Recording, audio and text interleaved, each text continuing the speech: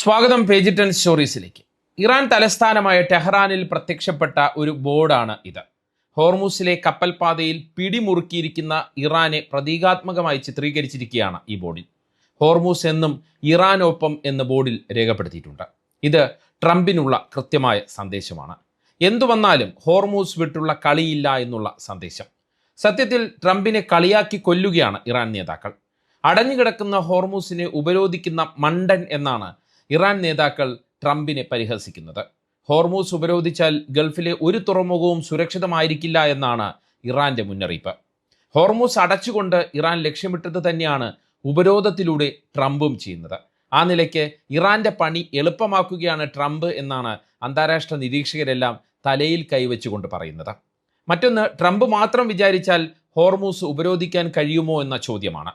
പ്രായോഗികമായി വലിയ വെല്ലുവിളിയാണ് അതെന്നാണ് അമേരിക്കയുടെ മുൻ ഉദ്യോഗസ്ഥർ തന്നെ പറയുന്നത്.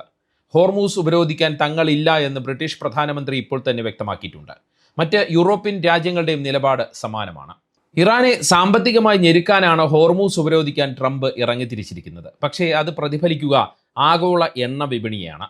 ഇറാന് എണ്ണ വിൽക്കാനും പിടിച്ചു നിൽക്കാനും മറ്റൊരു ലൈഫ് ലൈൻ ഉണ്ടെന്ന കാര്യം ട്രംപ് മറന്നുപോവുകയാണ് എന്നാണ് അന്താരാഷ്ട്ര നിരീക്ഷകരെല്ലാം പറയുന്നത്. അതായത് വെനിസ്വേലയെ ഉപരോധിച്ച് തകർത്തതുപോലെ ഇറാനോട് ചെയ്യാൻ കഴിയില്ല എന്ന് തന്നെയാണ് വിലയിരുത്തൽ.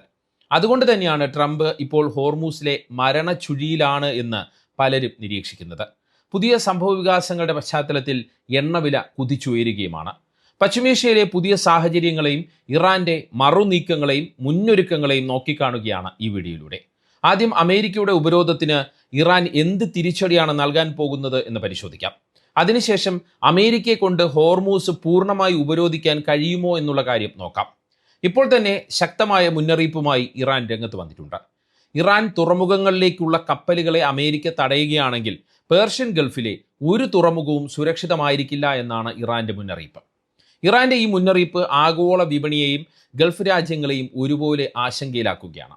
അതായത് തങ്ങളുടെ എണ്ണ വിൽക്കാൻ സമ്മതിച്ചില്ല എങ്കിൽ മറ്റാരുടെയും എണ്ണ വിൽക്കാൻ സമ്മതിക്കില്ല എന്ന് തന്നെയാണ് ഇറാൻ അസന്നിഗ്ധമായി വ്യക്തമാക്കുന്നത്. ഗൾഫിലെയും ഒമാൻ കടലിലെയും തുറമുഖങ്ങളുടെ സുരക്ഷ എന്നത് ഒന്നുകിൽ എല്ലാവർക്കും വേണ്ടിയുള്ളതാണ്, അല്ലെങ്കിൽ ആർക്കും വേണ്ടിയുള്ളതല്ല എന്നാണ് ഇറാന്റെ വിപ്ലവ സേനയുടെ പ്രതികരണം. മാത്രമല്ല, ഹോർമൂസിൽ ഇറാൻ കൂടുതൽ മൈനുകൾ വിന്യസിക്കുകയോ കുടുങ്ങിക്കിടക്കുന്ന കപ്പലുകൾക്ക് നേരെ ഡ്രോൺ ആക്രമണം നടത്താനോ സാധ്യതയുണ്ട് എന്ന് സൈനിക നിരീക്ഷകരും ചൂണ്ടിക്കാട്ടുന്നു. മാത്രമല്ല, ഉപരോധത്തെ മറികടന്ന് ചെറിയ തോതിലെങ്കിലും എണ്ണ വിപണനം നടത്താൻ ഇറാന്റെ മുന്നിൽ മറ്റൊരു വഴിയുമുണ്ട്. അത് ഇറാനെ സംബന്ധിച്ചിടത്തോളം ലൈഫ് ലൈൻ ആണെന്ന് പറയാം. ആ വഴി തടയാൻ അമേരിക്കയ്ക്ക് ഒരിക്കലും കഴിയുകയുമില്ല. ഇറാന്റെ വടക്കുള്ള കാസ്പിയൻ കടലാണ് ആ ലൈഫ് ലൈൻ. ലോകത്തിലെ ഏറ്റവും വലിയ ഉൾനാടൻ ജലാശയമാണ് ഇത്. റഷ്യയുമായി ഈ കടൽ അതിർത്തി പങ്കിടുന്നു എന്നതാണ് ഏറ്റവും വലിയ പ്രത്യേകത. കൂടാതെ അസർബൈജാൻ, തുർക്ക്മെനിസ്ഥാൻ, കസാക്കിസ്ഥാൻ എന്നീ രാജ്യങ്ങളും ഈ കടലിൻ്റെ തീരത്തുണ്ട്. ഈ ഭാഗത്ത് ഇറാന് 3 തുറമുഖങ്ങളാണുള്ളത്. ഒന്ന് ബന്ദർ അൻസാലി. ഇറാന്റെ വടക്ക് ഭാഗത്തുള്ള ഏറ്റവും പഴക്കമേറിയതും പ്രധാനപ്പെട്ടതുമായ വ്യാപാര തുറമുഖമാണ് ഇത്. റഷ്യയിലേക്കും മറ്റ് മധ്യേഷ്യൻ രാജ്യങ്ങളിലേക്കും ചരക്കുകൾ എത്തിക്കുന്നത് ഈ തുറമുഖം വഴിയാണ്. 2 ബന്ദർ അമീറാബാദ്. കാസ്പിയൻ തീരത്തെ ഏറ്റവും വലിയ തുറമുഖമാണ് ഇത്. ഇറാനെ റഷ്യയുമായും യൂറോപ്പുമായും ബന്ധിപ്പിക്കുന്ന നോർത്ത് സൗത്ത് ട്രാൻസ്പോർട്ട് കോറിഡോറിൻ്റെ പ്രധാന ഭാഗമാണിത്. സ്വന്തമായി റെയിൽവേ ലിങ്ക് സൗകര്യവും ഈ തുറമുഖത്തിനുണ്ട്. മറ്റൊന്ന് നൌഷഹർ തുറമുഖമാണ്.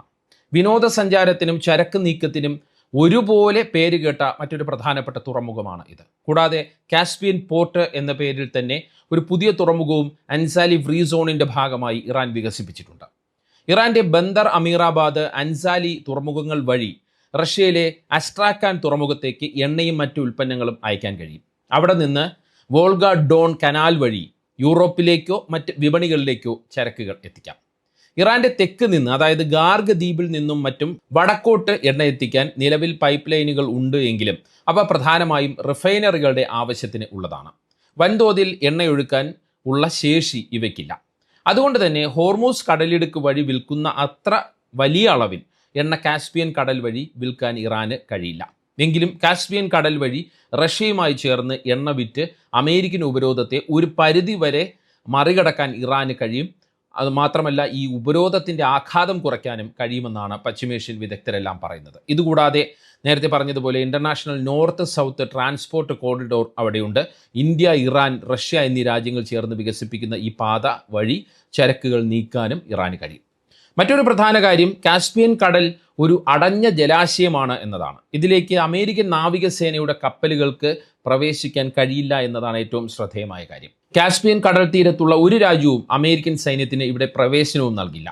റഷ്യ ശക്തമായി അതിനെ എതിർക്കും. പ്രത്യേകിച്ച് റഷ്യയുമായി ഇറാൻ അടുത്ത സൈനിക സാമ്പത്തിക ബന്ധം പുലർത്തുന്നതുകൊണ്ട് അവിടെ അമേരിക്കൻ ഇടപെടൽ അസാധ്യമാണ് എന്ന് തന്നെ പറയാം. അതായത് ഹോർമൂസ് കടലിടുക്കും അടുത്ത് ഒമാൻ കടലിലുള്ള ജാസ്ക് തുറമുഖവും അമേരിക്ക ഉപരോധിച്ചാലും ഗാർഗ് ദ്വീപ് ഉപരോധിച്ചാലും ഇറാന് പിടിവള്ളിയായി കാസ്പിയൻ കടലും അവിടെയുള്ള റഷ്യൻ കണക്ഷനും ഉണ്ട് എന്നതാണ് ഏറ്റവും വലിയ ആശ്വാസകരമായ കാര്യം. ഇനി ഹോർമൂസ് പൂർണ്ണമായി ഉപരോധിക്കാൻ അമേരിക്കയ്ക്ക് കഴിയുമോ എന്നൊന്ന് നോക്കാം. ഇല്ല എന്നാണ് സൈനിക നിരീക്ഷകരെല്ലാം പറയുന്നത്. ലോകത്തെ 20% എണ്ണ കടന്നു പോകുന്ന അതിനിർണായകമായ കപ്പൽ പാതയാണ് ഹോർമൂസ് കടലിടുക്ക്. നിലവിൽ കടലിടുക്കിൻ്റെ പൂർണ്ണ നിയന്ത്രണം ഇറാൻ്റെ കയ്യിലാണ്. നമ്മൾ കഴിഞ്ഞ ദിവസം കണ്ട ഒരു ദൃശ്യത്തിൽ നിന്ന് തന്നെ അത് വ്യക്തമാണ്. അമേരിക്കൻ കപ്പൽ വരുമ്പോൾ ഇറാൻ്റെ നാവികസേന കനത്ത മുന്നറിയിപ്പ് നൽകി അതിനെ തിരിച്ചയക്കുകയാണ്. ടെഹ്റാനിൽ നിന്ന് അനുമതി വാങ്ങുന്ന ചുരുക്കം രാജ്യങ്ങളുടെ കപ്പലുകൾക്ക് മാത്രമേ ഇപ്പോൾ ഹോർമൂസിലൂടെ കടന്നു പോകാൻ കഴിയുന്നുള്ളൂ. അമേരിക്കയുടെയും അമേരിക്കൻ അനുകൂല രാജ്യങ്ങളുടെയും കപ്പലുകളെ ഇറാൻ വിടുന്നില്ല. ഈ സാഹചര്യം അവസാനിപ്പിക്കാൻ ഇറാനെ നിർബന്ധിക്കുക എന്നതാണ് ട്രംപ് നാവിക ഉപരോധം കൊണ്ട് ലക്ഷ്യമിടുന്നത്. ഇറാൻ തുറമുഖത്തേക്ക് പോകുന്നതും അവിടെ നിന്ന് വരുന്നതുമായ എല്ലാ കപ്പലുകളെയും, അതായത് സൈനിക കപ്പലുകളെയും ചരക്ക് കപ്പലുകളെയും തടയാനാണ് അമേരിക്കയുടെ നീക്കം. എന്നാൽ മറ്റു തുറമുഖങ്ങളിലേക്കുള്ള കപ്പലുകൾക്ക് പോകാം. എന്നാൽ ആ കപ്പലുകളെ ഇറാൻ തടയും.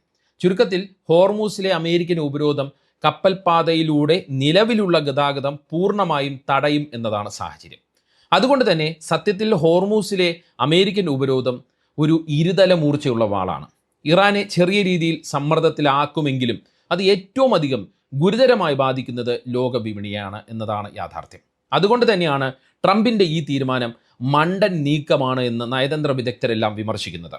ഇനി അമേരിക്കയ്ക്ക് ഹോർമൂസ് പൂർണ്ണമായും ഉപരോധിക്കാൻ കഴിയുമോ എന്ന ചോദ്യത്തിലേക്ക് വന്നാൽ സൈനികമായി അമേരിക്കയ്ക്ക് ഇതിനുള്ള ശേഷി ഉണ്ട് എങ്കിലും പ്രായോഗികമായി ഇത് വലിയ ബുദ്ധിമുട്ടാണ്. USS Gerald Ford, USS Abraham Lincoln തുടങ്ങിയ വിമാനവാഹിനി കപ്പലുകൾ ഇപ്പോൾ പേർഷ്യൻ ഗൾഫ് തീരത്തുണ്ട്. അതിനാൽ ഇറാനിയൻ തുറമുഖങ്ങളിലേക്കുള്ള കപ്പൽ ഗതാഗതം തടയാൻ അമേരിക്കയ്ക്ക് കഴിയുമെന്നാണ് US സെൻട്രൽ കമാൻഡിൻ്റെ അവകാശവാദം. എന്നാൽ ഒരു ഉപരോധം എന്നത് ഒരു യുദ്ധപ്രഖ്യാപനത്തിന് തുല്യമാണ്. ഇത് സ്ഥിരമായി നടപ്പാക്കണമെങ്കിൽ വലിയൊരു വിഭാഗം യുദ്ധക്കപ്പലുകളുടെ ദീർഘകാലമായിട്ടുള്ള സേവനം ആവശ്യമാണ് എന്നാണ് വിദഗ്ധർ ചൂണ്ടിക്കാട്ടുന്നത്. എത്ര US യുദ്ധക്കപ്പലുകൾ ഇതിനായി ഉപയോഗിക്കും? യുദ്ധവിമാനങ്ങൾ ഉപയോഗിക്കുമോ?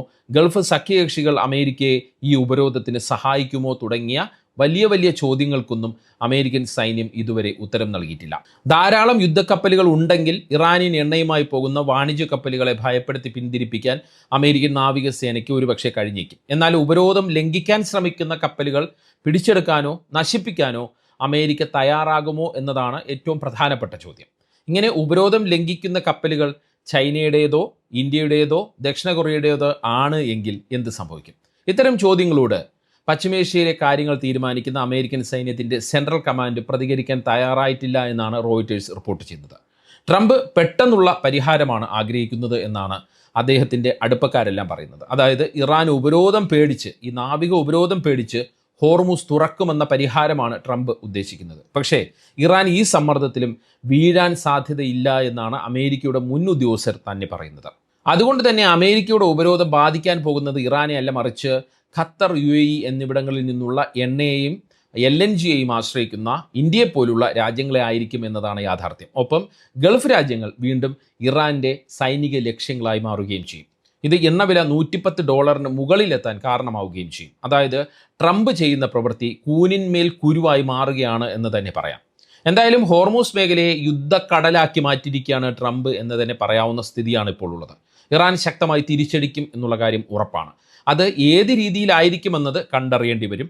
ട്രംപ് വിചാരിക്കുന്നത് പോലെ ആയിരിക്കില്ല ഹോർമൂസിലെ ഉപരോധം പ്രതിഫലിക്കാൻ പോകുന്നത് എന്നതാണ് സൈനിക വിദഗ്ധരും സാങ്കേതിക വിദഗ്ധരും നയതന്ത്ര വിദഗ്ധരും എല്ലാം ഒത്തൊരുമിച്ച് പറയുന്നത്. ഈ വീഡിയോയെക്കുറിച്ചുള്ള നിങ്ങളുടെ അഭിപ്രായം കമൻറ്റ് ചെയ്യുക. പേജ് 10 സ്റ്റോറീസ് വീഡിയോകൾ വാട്സപ്പിൽ നേരിട്ട് കിട്ടാൻ കമൻറ്റ് ബോക്സിലുള്ള ലിങ്കുകൾ ക്ലിക്ക് ചെയ്യാം. വാട്സപ്പ് ഗ്രൂപ്പിലോ വാട്സപ്പ് ചാനലിലോ നിങ്ങൾക്ക് അംഗമാകാം. മറ്റൊരു വീഡിയോയുമായി കാണാം. നന്ദി, നമസ്കാരം.